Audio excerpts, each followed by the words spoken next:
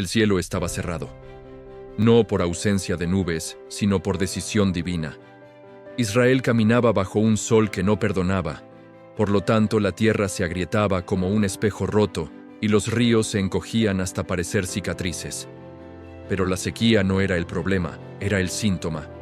Porque cuando un pueblo abandona la verdad, entonces el cielo responde con silencio. No obstante, ese silencio no era vacío, era una advertencia. Y mientras los sacerdotes de Baal gritaban a un Dios que no respondía, el Dios verdadero preparaba a un hombre que aún no sabía que cargaría con el fuego del juicio. En un rincón olvidado de Tisbé surgió Elías. No hubo anuncio celestial ni linaje glorioso que lo precediera. Por lo tanto, su fuerza no estaba en su nombre, sino en su obediencia. Elías no apareció porque quiso, sino porque fue enviado. Porque cuando la corrupción alcanza el trono, entonces Dios responde levantando profetas, no ejércitos. Elías entendía algo que el rey Acab jamás comprendió. El poder no gobierna al cielo, el cielo gobierna al poder. El cielo estaba cerrado por orden de Dios. Ni una gota de lluvia caerá hasta que su voluntad se cumpla. Esta es la sequía del juicio divino. Acab reinaba, pero no dirigía. Porque cuando un hombre entrega su autoridad moral, entonces otro gobierna su voluntad. Jezabel no era reina por título, sino por influencia. Ella no necesitaba espada. Le bastaba la seducción del control. No obstante, su mayor arma no era Baal, sino el miedo. Profetas perseguidos, altares derribados, la verdad expulsada del palacio. Y así, por lo tanto, Israel se convirtió en una nación con templos llenos y conciencia vacía. Fue en ese contexto que Elías entró al palacio. No pidió permiso, no negoció.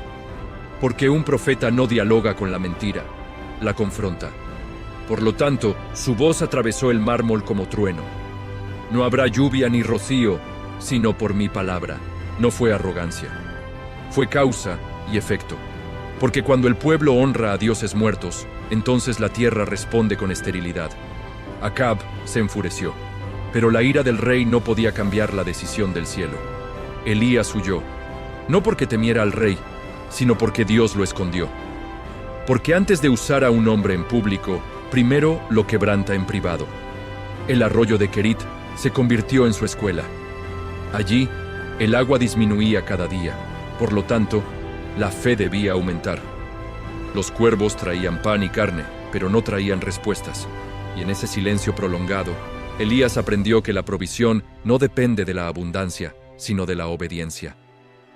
Cuando el arroyo se secó, no fue abandono, fue transición. Porque Dios no mantiene a sus profetas en lugares que ya cumplieron su propósito.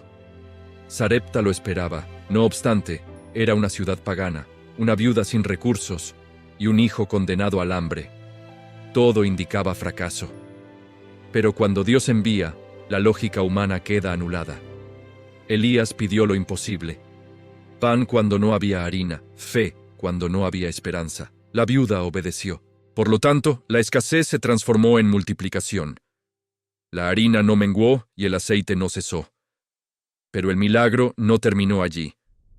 Porque cuando la fe es probada, entonces viene una prueba mayor. El hijo enfermó. Murió. El milagro pareció desmoronarse. La mujer acusó al profeta. No obstante, Elías no discutió. Subió al aposento, tomó el cuerpo sin vida y clamó. No con técnica, sino con desesperación. Y por lo tanto, la vida regresó. Ese fue el punto de quiebre. Porque el fuego que descendería en el Carmelo primero tenía que encenderse en el corazón del profeta. Elías entendía que su misión no era solo cerrar cielos, sino abrir corazones. Pero el enfrentamiento final aún esperaba. Acab buscaba a Elías como enemigo. No obstante, Elías buscaba a Acab como advertencia. 3 años habían pasado. El hambre gritaba más fuerte que los profetas de Baal. Por lo tanto, Dios habló otra vez. Muéstrate a Acab.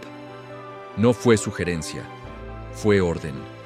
Porque cuando el tiempo del juicio madura, entonces la verdad sale de la cueva y camina hacia el fuego. Elías no sabía cómo terminaría el encuentro, pero sabía una cosa. Cuando Dios habla, el final ya está decidido. Y así, el profeta caminó hacia el Carmelo, por lo tanto, el choque entre el cielo y la idolatría era inevitable. El silencio de Dios estaba a punto de romperse, no con lluvia, no con palabras, sino con fuego. El Carmelo no fue elegido al azar. Era un monte alto, visible, imposible de ignorar. Por lo tanto, lo que sucediera allí no podría ocultarse ni reinterpretarse, porque cuando Dios decide revelarse, entonces lo hace frente a todos. Elías no convocó en secreto, exigió una reunión pública. Acab obedeció, no obstante no por fe, sino por desesperación. La sequía había desnudado la inutilidad de Baal y el pueblo comenzaba a dudar. Y cuando el engaño pierde fuerza, entonces el poder busca confrontar para recuperar control. Elías se paró frente a Israel como un hombre solo, pero no estaba solo. 450 profetas de Baal y 400 de Asera llenaban el monte, vestidos con rituales, gritos y sangre. Por lo tanto, la escena parecía desigual. Sin embargo, el profeta entendía una ley espiritual inquebrantable. La verdad no necesita mayoría, solo autoridad. Entonces, lanzó la pregunta que partió la historia en dos. ¿Hasta cuándo claudicaréis entre dos pensamientos? No era una acusación, era una sentencia. Porque cuando un pueblo intenta servir a dos señores, entonces termina sin ninguno. El desafío fue simple, por lo tanto, imposible de manipular. 2 altares, 2 sacrificios, un fuego. El Dios que respondiera sería reconocido como el verdadero. Baal tenía ventaja numérica, tiempo, prestigio y apoyo estatal. No obstante, tenía una falla mortal, no existía. Y así comenzó el clamor. Horas de gritos, danzas frenéticas, cuchillos cortando carne, sangre cayendo sobre piedras muertas. Pero el cielo permaneció cerrado, porque el ruido jamás reemplaza la presencia, y el sacrificio humano nunca compra autoridad divina. Elías observó en silencio, por lo tanto, su calma contrastaba con el caos. Cuando habló, lo hizo con ironía, no para humillar hombres, sino para exponer mentiras. Gritad más fuerte, quizá duerme. Y gritaron. Pero cuanto más gritaban, más evidente se volvía el vacío. El sol comenzó a caer y la derrota espiritual se volvió innegable. Entonces, por lo tanto, Elías dio el siguiente paso. Llamó al pueblo a acercarse, porque antes del fuego, primero debe haber restauración. El altar de Jehová estaba destruido. No por accidente, sino por abandono. Por lo tanto, Elías tomó 12 piedras, una por cada tribu. No 10, no 2, 12. Porque aunque el reino estuviera dividido, no obstante, Dios seguía viendo una nación. Cada piedra era una declaración.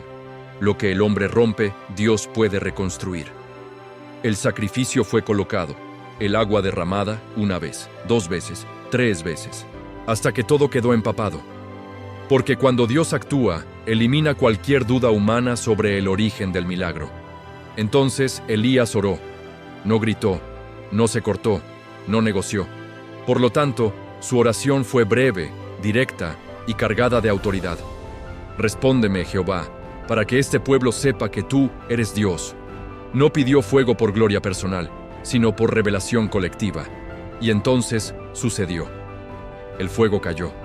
Consumió el sacrificio, la leña, las piedras, el polvo y el agua. Nada quedó. Porque cuando Dios responde, no deja restos de duda. El pueblo cayó rostro en tierra. No por emoción, sino por confrontación. Jehová es Dios. La confesión salió de bocas que antes gritaban a Baal. Por lo tanto, la idolatría colapsó en un instante. Y Elías no perdió el momento, porque cuando la verdad se revela, entonces debe haber decisión. Los profetas de Baal fueron ejecutados. No fue crueldad, fue justicia. Porque una nación no se restaura mientras mantiene viva la raíz de su engaño. El cielo seguía cerrado, pero la atmósfera había cambiado. Elías subió al monte otra vez, se inclinó, oró. Envió a su siervo a mirar. Nada, 7 veces, porque la fe verdadera no se rinde ante la demora. En la séptima, una nube pequeña apareció. Por lo tanto, Elías corrió. Porque cuando Dios da una señal, entonces la respuesta viene rápido. La lluvia cayó con fuerza. El silencio terminó. El ciclo se cerró. Acab regresó al palacio empapado, no obstante, no transformado. Jezabel aún respiraba. Y donde una mujer gobierna desde el miedo, entonces la amenaza es inevitable. El fuego había caído del cielo, pero la batalla interna de Elías apenas comenzaba. La lluvia cayó con fuerza, por lo tanto, el pueblo celebró. Pero el palacio no se arrepintió. Acab contó todo a Jezabel. El fuego, el altar, la humillación, la muerte de los profetas de Baal. No obstante, donde otros hubieran temblado, ella sonrió. Porque cuando el orgullo gobierna, entonces la evidencia no convence. Jezabel no discutió con teología, respondió con amenaza. Un mensaje corto, directo, mortal. Así me hagan los dioses, si mañana a esta hora no te hago como a uno de ellos. Y por primera vez, Elías escuchó algo más fuerte que el trueno: el miedo. El profeta que enfrentó a una nación huyó de una mujer. Por lo tanto, la escena resulta incómoda, pero real, porque la victoria pública no garantiza fortaleza privada. Elías corrió al desierto, no obstante, no huyendo de Jezabel, sino del peso acumulado de su llamado.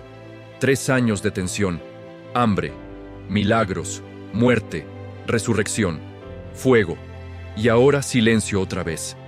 Se sentó bajo un enebro y pidió morir.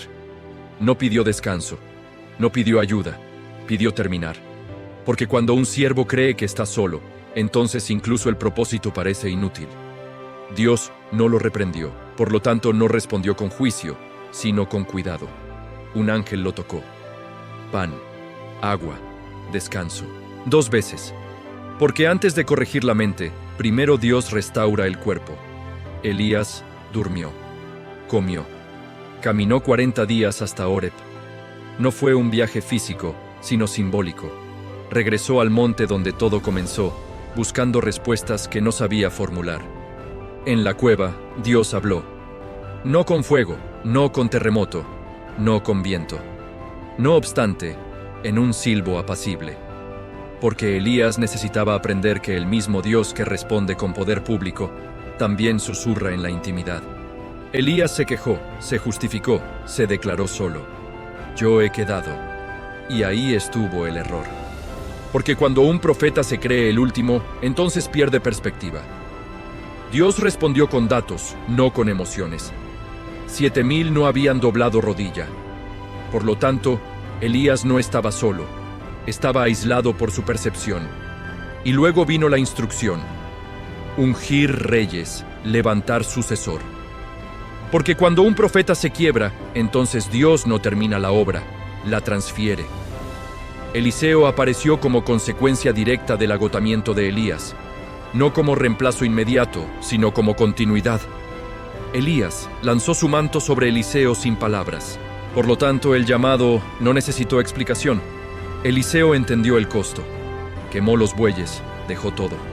Porque cuando Dios llama, entonces no deja espacio para planes alternos. Elías caminó delante otra vez, pero ya no como antes. Ahora entendía que su fuerza no estaba en ser único, sino en ser fiel. Jezabel seguía viva. La corrupción seguía activa. No obstante, Elías ya no necesitaba demostrar nada. Había pasado del fuego al susurro, de la confrontación externa a la rendición interna. Porque el mayor enemigo del profeta no es el rey ni la reina, sino el cansancio del alma. Y así, Elías volvió al camino. No como héroe invencible, sino como siervo restaurado. El fuego seguía dentro, pero ahora ardía con propósito, no con orgullo. Y el final de su historia ya no sería muerte, sino gloria.